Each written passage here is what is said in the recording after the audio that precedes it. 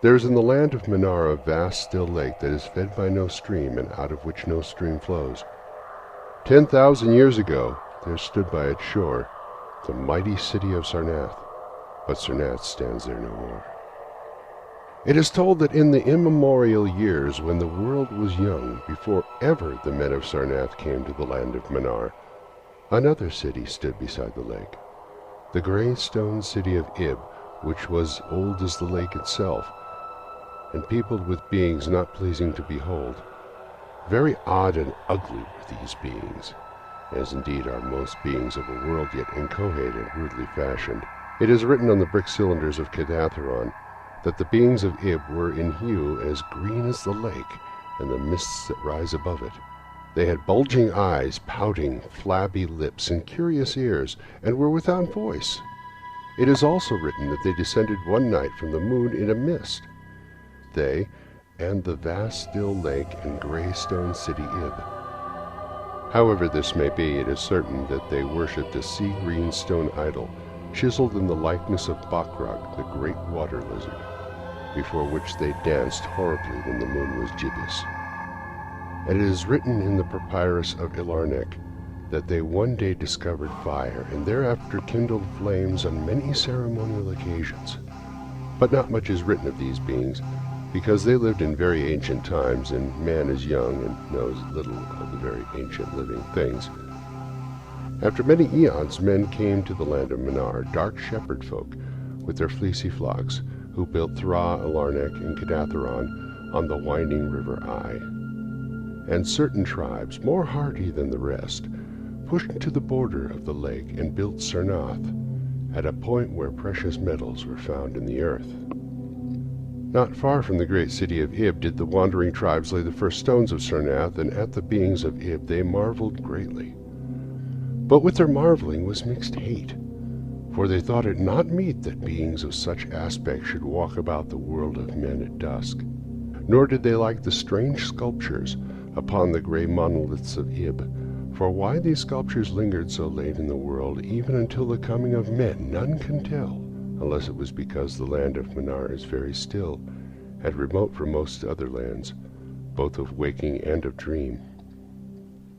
As the men of Sarnath beheld more of the beings of Ib, their hate grew, and it was not less because they found the beings weak, and soft as jelly to the touch of stones and arrows.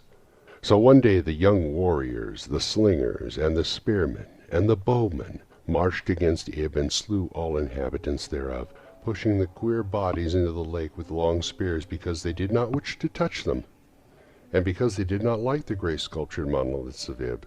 They cast these also into the lake, wondering from the greatness of the labor, however the stones were brought from afar, as they must have been, since there is naught like them in the land of Minar, or in the lands adjacent. Thus of the very ancient city of Ib was nothing spared, save the sea-green stone idol chiseled in the likeness of Bakrug, the water lizard.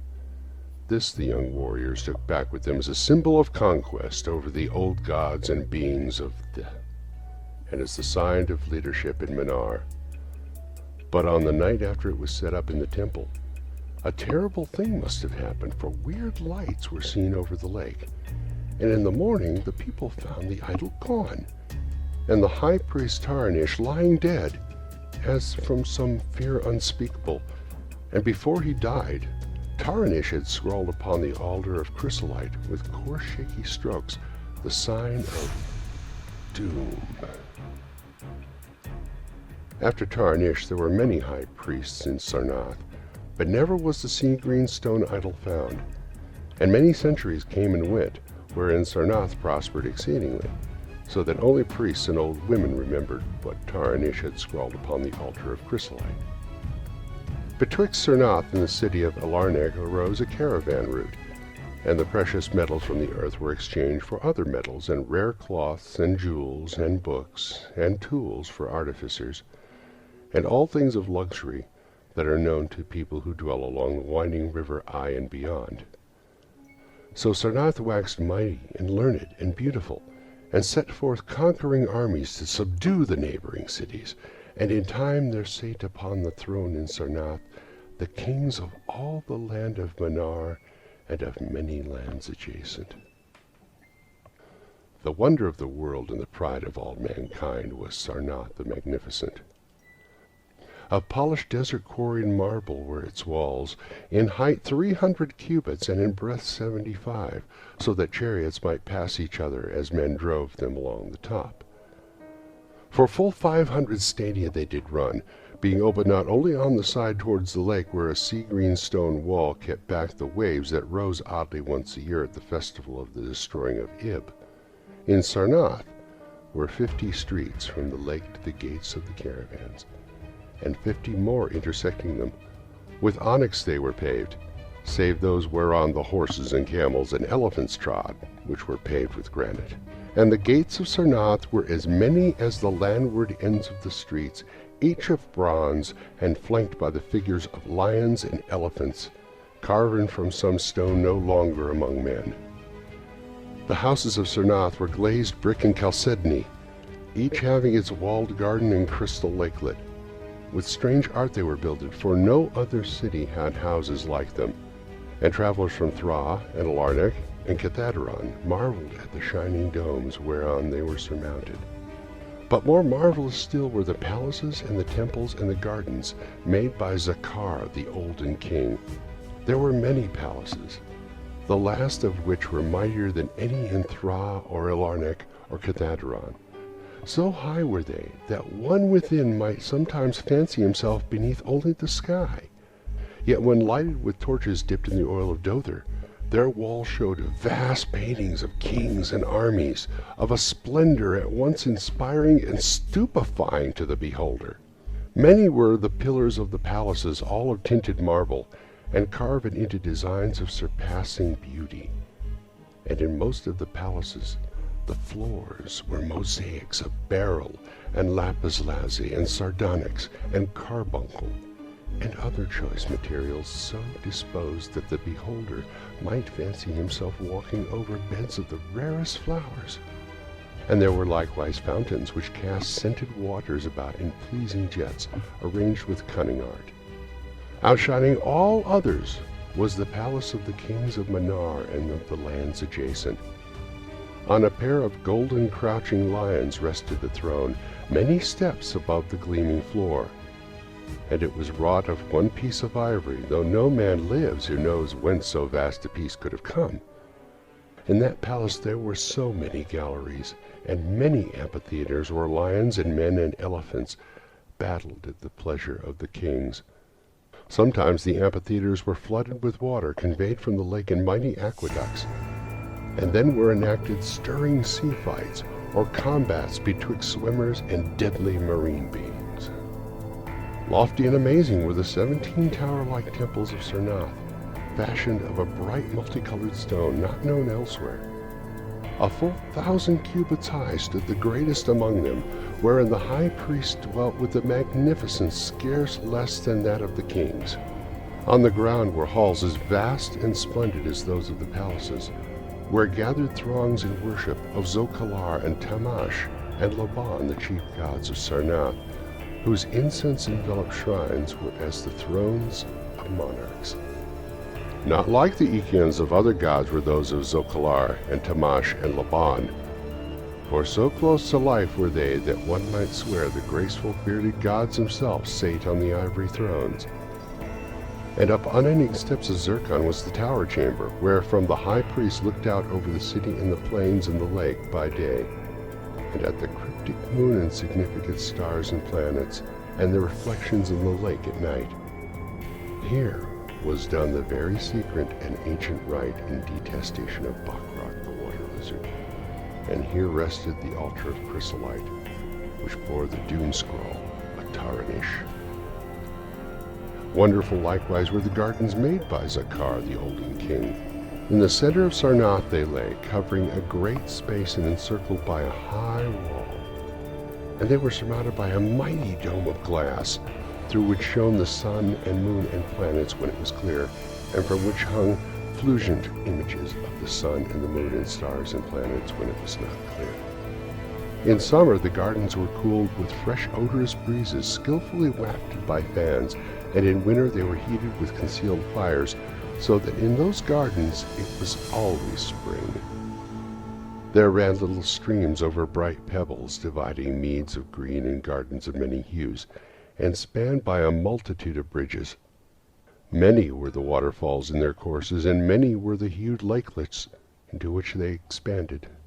Over the streams and lakelets rode white swans, whilst the music of rare birds chimed in with the melody of the waters. In ordered terraces rose the green banks, adorned here and there with bowers of vines and sweet blossoms, and seats and benches of marble and porphyry. And there were many small shrines and temples where one might rest or pray to small gods. Each year there was celebrated in Sarnath the feast of the destroying of Ib, at which time wine, song, dancing, and merriment of every kind abounded.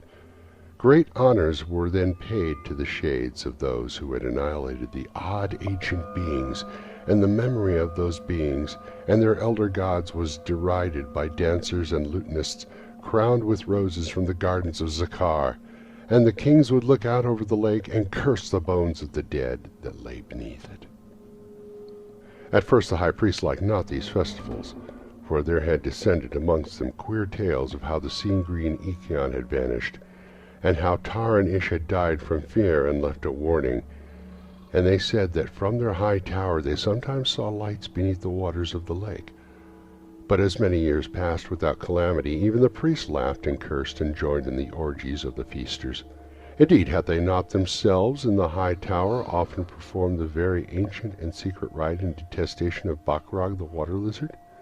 And 1,000 years of riches and delight passed over Sarnath, wonder of the world. Gorgeous beyond thought was the feast of the 1,000th year of the destroying of Ib. For a decade it had been talked about in the land of Manar, and as it drew nigh there came to Sarnath on horses and camels and elephants men from Thra, Alarnec, and Cathaderon, and all the cities of Manar and the lands beyond. Before the marble walls on the appointed night were pitched the pavilions of princes and the tents of travelers. Within his banquet hall reclined Nargis Hay the king, drunken with ancient wine from the vaults of conquered Panath, and surrounded by feasting nobles and hurrying slaves. There were eaten many strange delicacies at their feast: peacocks from the distant hills of Linpan, heels of camels from the Basnic desert, nuts and spices from the Sedarian groves, and pearls from wave-washed metal, dissolved in the vinegar of Thra. Of sauces there were an untold number, prepared by the subtlest cooks in all Manar, and suited to the palate of every feaster. But most prized of all the viands were the great fishes from the lake, each of vast size, and served upon golden platters set with rubies and diamonds. Whilst the king and his nobles feasted within the palace and viewed the crowning dish as it awaited them on golden platters, others feasted elsewhere. In the tower of the great temple the priests held revels, and in pavilions without the walls the princes of neighboring lands made merry. And it was the high priest Naika who first saw the shadows that descended from the gibbous moon into the lake, and the damnable green mist that rose from the lake to meet the moon and to shroud in a sinister haze the towers of the domes of fated Sarnath. Thereafter those in the towers and without the walls beheld strange lights on the water, and saw that the grey rock Akurian, which was wont to rear high above it near the shore, was almost submerged. And fear grew vaguely yet swiftly, so that the princes of Ilarnak and of Far Rakol took down and folded their tents and pavilions and departed, though they scarce knew the reason for their departing. Then, close to the hour of midnight, all the bronze gate of Sarnath burst open, and emptied forth a frenzied throng that blackened the plain, so that all the visiting princes and travelers fled away in fright, for on the faces of this throng was writ a madness born of horror unendurable, and on the tongues were words so terrible that no hearer paused for proof. Men whose eyes were wild with fear shrieked aloud at the sight within the king's banquet hall, where through the windows were seen no longer the forms of Nargis-Hai and his nobles and slaves, but a horde of indescribable green, voiceless things with bulging eyes, pouting, flabby lips, and curious ears, things which danced horribly, bearing in their paws golden platters set with rubies and diamonds, and containing uncouth flames. And the princes and travelers, as they fled from the doomed city of Sarnath on horses and camels and elephants, looked again upon the mist-begetting lake, and saw the great rock Acurion was quite submerged. Through all the land of Manar and the land adjacent spread the tales of those who had fled from Sarnath, and caravans sought that accursed city and its precious metals no more. It was long ere any travelers went thither, and even then only the brave and adventurous young men of yellow hair and blue eyes who were no kin to the men of Manar. These men indeed went to the lake to view Sarnath, but though they found the vast still lake itself and the grey rock Acurion which rears high above it near the shore, they beheld not the wonder of the world and pride of all mankind. Where once had risen walls of 300 cubits and towers yet higher, now stretched only the marshy shore, and where once had dwelt 50 million of men, now crawled the detestable water lizard. Not even the mines of precious metal remained. Doom had come to Sarnath. But half buried in the rushes was spied a curious green idol, an exceedingly ancient idol chiseled in the likeness of Bakrog, the great water lizard. That idol, enshrined in the high temple at Elarnek, was subsequently worshipped beneath the gibbous moon throughout the land of Manar. The End of The Doom That Came to Sarnath by H.P. Lovecraft.